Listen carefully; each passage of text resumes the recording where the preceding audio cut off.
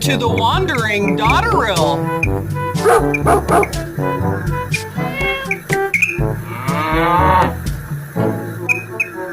Ready, go! Take 42. Testing. So when my parents divorced, it was very dirty.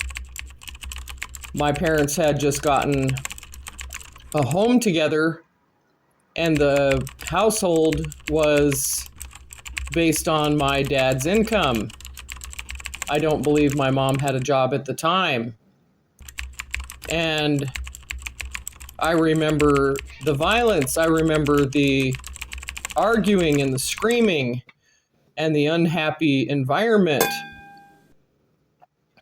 And I was a little kid having outbursts, banging my head on the coffee table and on the walls. And they suddenly thought that I was autistic and that I was weird and that I was strange because I was reacting to the violence and the abuse and the breaking down of the doors and my mom's constant crying. She would listen to Freddie Fender records and cry. And if you've ever listened to Freddie Fender, then you'll know what I'm talking about. If you haven't, look him up, and then you'll understand. Imagine a beautiful woman all made up, you know, wearing her best clothes and her fingernails done, smoking cigarettes and drinking alcohol, listening to Wasted Days and Wasted Nights. No. Over and over and over again. It was absolutely mind controlling because we were all running around with wasted days and wasted nights. It was awful. Anyway, my mom tried to reconcile with my dad because he abandoned her in the home that they had just purchased together. And he sent her a check for the bills and said, "There you go, I'm leaving." And upon leaving, he met someone new, and it was quite sudden. And they both did this frequently. And it impressed upon everyone around them. But back in the day, it was a party environment. Everybody smoked, everybody drank, everybody partied, everybody joined in, if you know what I mean. And so my mom tried to reconcile. She found my dad. She called him from a motel in a little tiny town and begged him to come and see me, begged him to come and see her. And all it was a bunch of groveling. If you just kiss me, it'll be all over. We can get back together and start over again. It'll be like the old days. And my dad wasn't having it because he was stuck in his narcissistic ways. And this was around the same time when he had been violent to my mom, and I bit him on the ankles, and I told my mom, "I teched you, mommy." Huh? And around the same time when I decided that I was going to fix my mom's crying and make the suggestion that my stepmother come and stay on the couch and my dad and my mom go in the room and sleep in the bed. I had no idea what I was saying, but I knew how to fix it because I was 4 years old. And nonetheless, my mother ended up with a new man in her life. After many months, she would have a different man, a different suitor, a different guy at the door knocking and bringing flowers. And then who knows what my dad was doing. But I know there was pictures involved. I know there was nakedness involved. And I know my mom got a hold of all of it and was a loose cannon. Believe me when I say she was scary. She would threaten to punch you in the face and threaten to hit you with a hammer. She would come out of nowhere and you made sure that you were silent most of the time. because you didn't want to cross that line when she was drinking. You didn't want to interrupt her while she was chewing her food. You didn't want to interrupt her with, I've got to use the potty, because she would come unglued. And then it would be everybody else's fault. So not only was my mom unglued, my dad was, and it ended up being that they had toxic relationships with other people multiple times. And with that said, my stepmother was a different sort. She was the one that you had to watch out for. She was silent, but she was deadly, because she was a beautician, and if you were a girl, she'd cut all your hair off, like Mommy Dearest. And people to this day deny that she was ever like that to me in my family, because they could see no wrong with this person. They thought she was wonderful because she stayed with my dad throughout all of this. And they knew who my dad was. They knew who my dad was in his younger years, but they sure supported it. And unfortunately, my grandmother didn't. She told me all about it later on. And I learned a lot from my grandma by listening to what she had to say. And I knew I was in a precarious situation, becoming a tween. Things were happening to me. People were violent to me. People were rude to me. People were touching me. People were hurting me. People were neglecting me. They were neglecting my well-being and my medical needs. And my stepmom and dad would get remarried every 5 years. Huh? And so every 5 years we were having a wedding ceremony, which I wasn't involved with. But this one in particular year, the first year that my dad had gotten his first church after theological seminary, we moved to a small town and he got a house, which was wonderful. It was the first house we had lived in many, many years,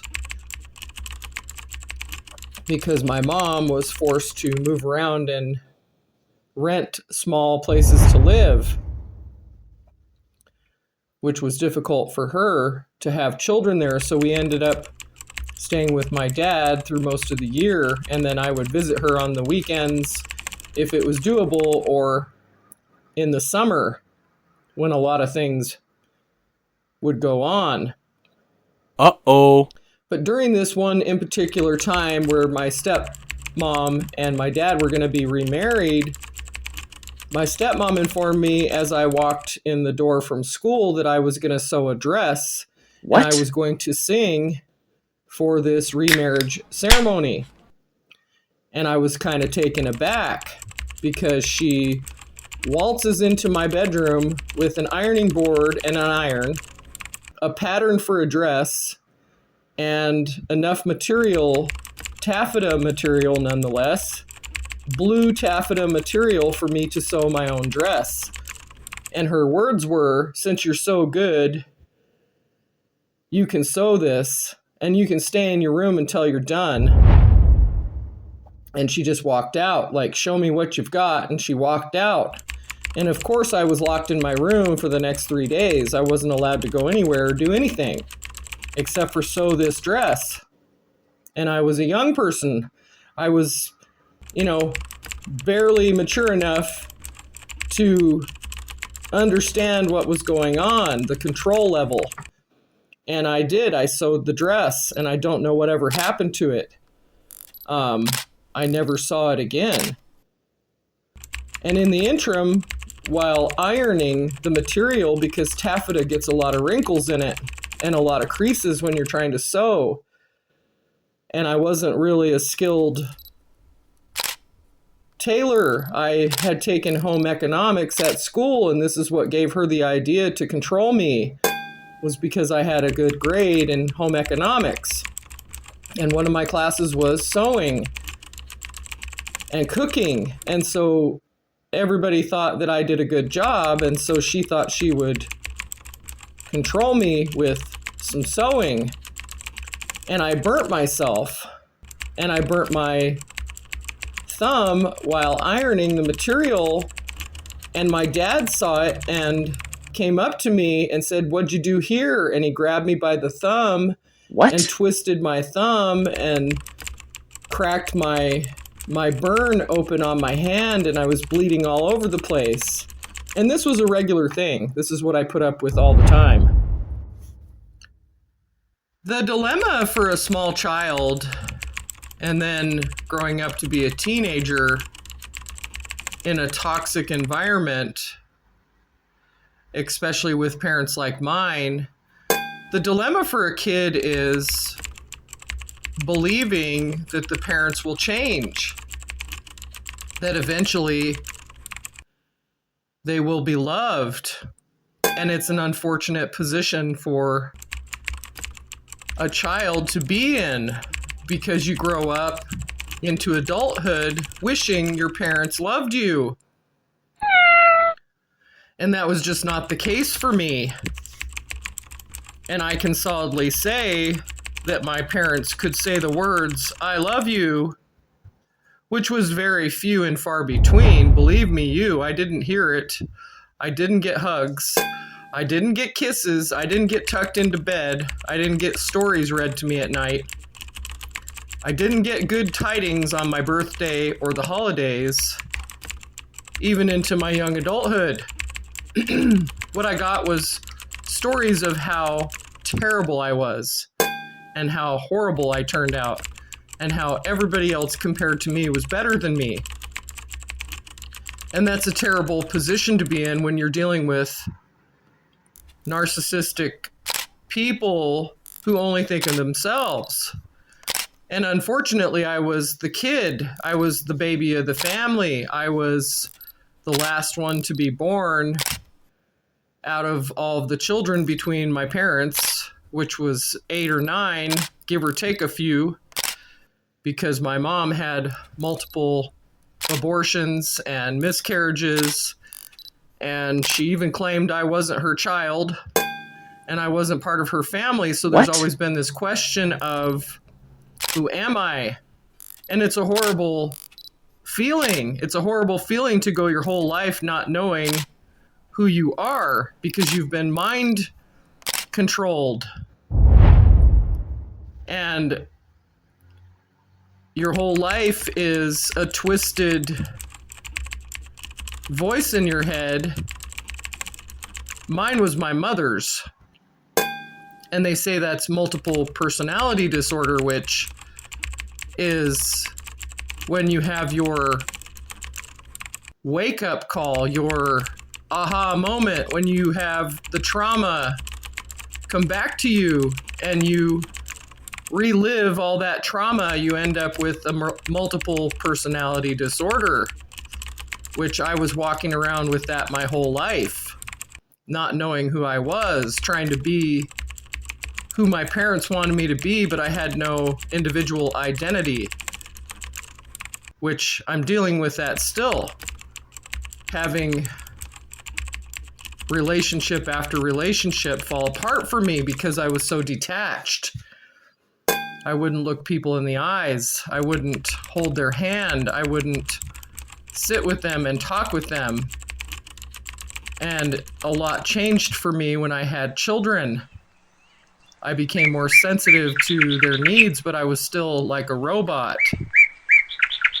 And I kept it to myself. I didn't tell my stories. I didn't tell my children my stories. And the stories I did tell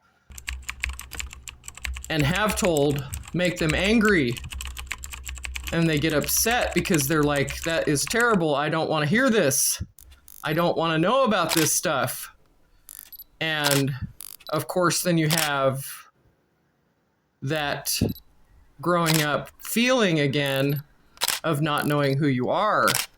And so the trauma for a kid growing up that way with parents that are out of control, they're addicted, they're violent, they're rude, they're sarcastic, and you don't fit into their idea of who you should be, you end up being a very detached person.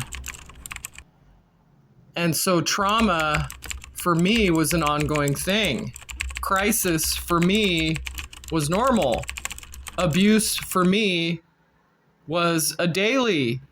Predators for me, I was told that's just what happens.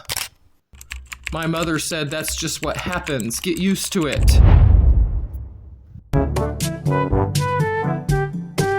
This is your host, the Dingy Dotterel.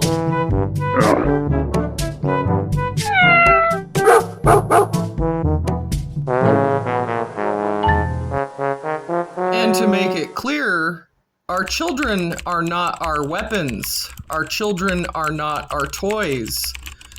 Our children are not our punching bags and our scapegoats. I understand this completely. But it pains me to say that I was all of those things to my parents.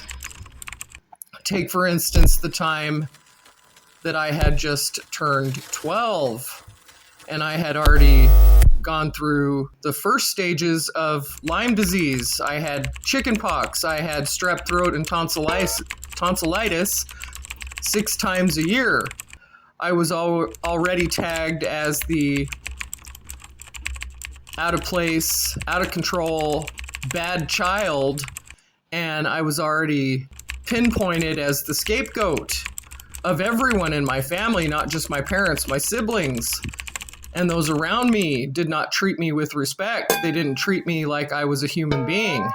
I was just an object to be shifted around and told what to do, and when to do it, and when to respond. So I was completely under their control. And that's not what children are for. And it took me until I was in my 30s to stand up to my mother and say, "You're horrible and you need to stop," because I was still kissing her butt and doing her bidding, even though I was raising children and had a job. I would drop everything and go help my mother because of her continual narcissism. She would call me every single day and have me on the telephone for 2 or 3 hours a day. What? In the middle of day during work. And it was killing me. It was running me down. And the way it started was her controlling my change into womanhood. So like I was saying, I had just turned 12 and my mom was working for the elites, having me clean for her in the naked, in the nude. What? And then having my predator stepfather around, things were kind of weird. And I found out later she thought that I was in love with my stepfather because he was a predator to me. Uh-oh. What a twisted situation that was. She was angry at me all the time. She would make comments about my hair and my nails and my breasts. And she would even touch me in a way that made me feel uncomfortable because she was grooming me to groom me away from her husband, who was not her husband for almost 30 years. They stayed in this relationship, torturing each other for 30 years, hating each other. It was weird to me. But the 12th birthday that I'm speaking about was so obscure and off the wall that it's not just what happens. This is not life. This is not how you treat your children. But she allowed the neighbor to come and get me. And so, like I said, my stepfather worked for Jack Nicklaus, the famous golfer, and he built things on his golf course for him as a journeyman carpenter, as a 33rd degree Mason. My stepfather was very knowledgeable in all of things that to build houses and to build with the hands. And because my mother was jealous of his attention towards me, she had the neighbor come and get me and take me on a date when I was 12. What? She bought me a really nice dress and got me dressed up in it and sent me with this 30-year-old man on a date. Uh-oh. And you can only imagine what happened. because I was 12 and this man was a predator. And she knew it. And she encouraged it. What? Because she was jealous of my stepfather paying attention to me because I was a little kid and I was a girl and I was changing. My body was changing. And so she sent me with this 30-year-old man. And of course he takes me to the golf course. What? Jack Nicklaus's golf course. He worked for Jack Nicklaus, this man did, and proceeded to take advantage of me at the golf course in the middle of the day. If I were to describe what the trauma felt like as a child and then growing up into young adulthood, I would have to say my life was torn in half, that I walked around feeling like I had been shaken into two pieces, that I was not one single person, because I was living in the world of my dad's mania. I was also living in the world of my mother's mania and toxicity. They were both toxic, but then they also branched out and made new relationships, which were toxic. And this is what we're talking about. We're talking about moving from one relationship to another, which creates toxicity. And that's what they taught me. And then they were angry with me because of the way things turned out and how they disagreed with my behavior. But they never took accountability for their own behavior.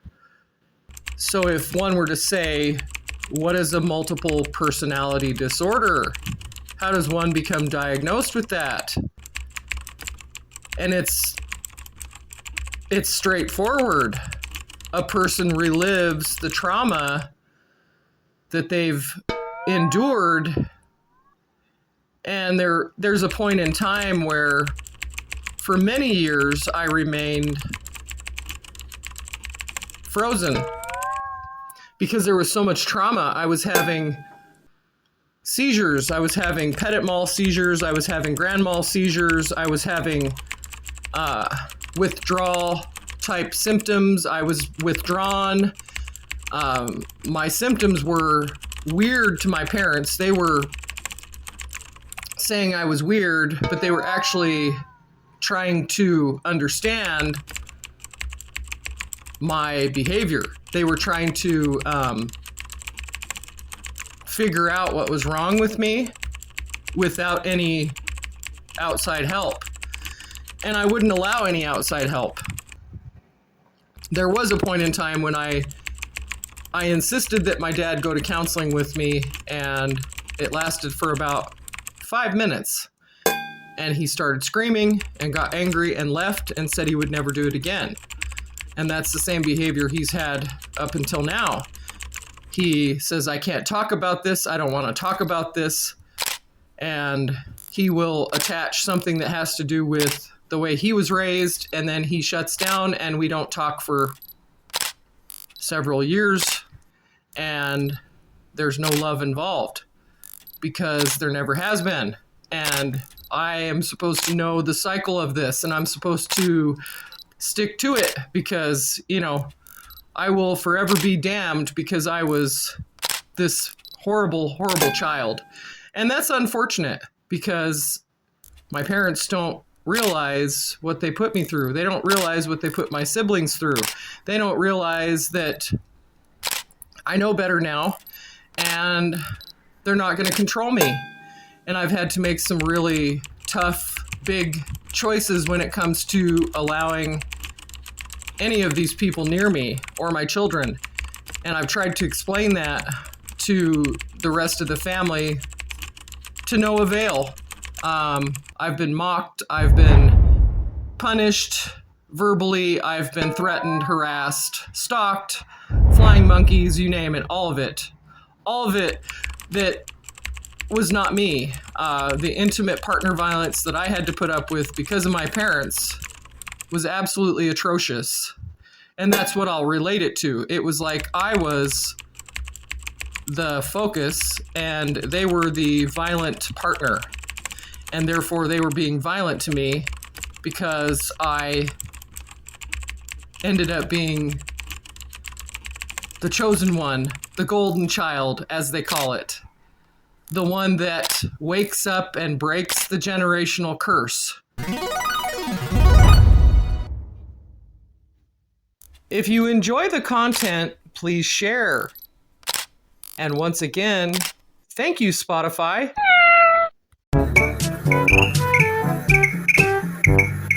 Welcome to the Wandering Dotterel.